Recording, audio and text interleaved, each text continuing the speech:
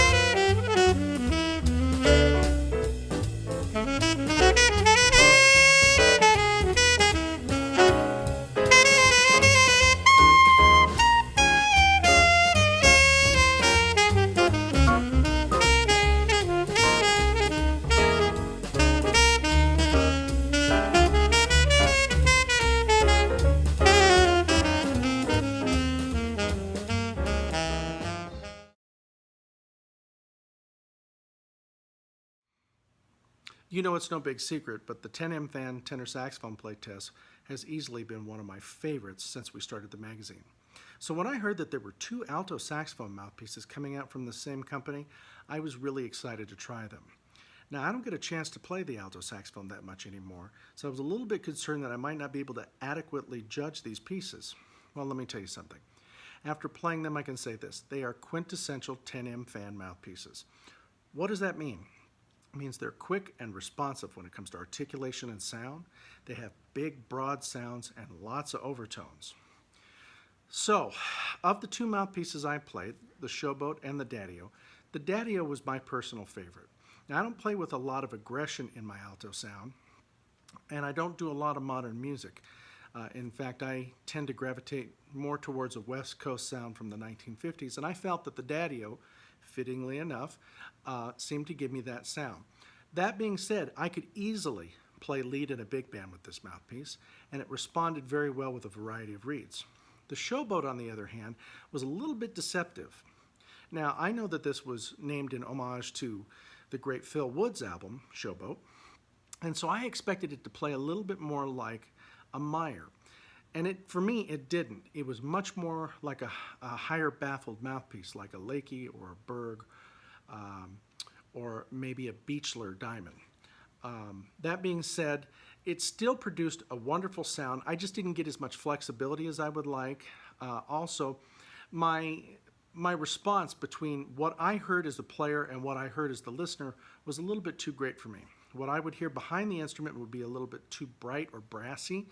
But then when I heard the recording, it sounded great.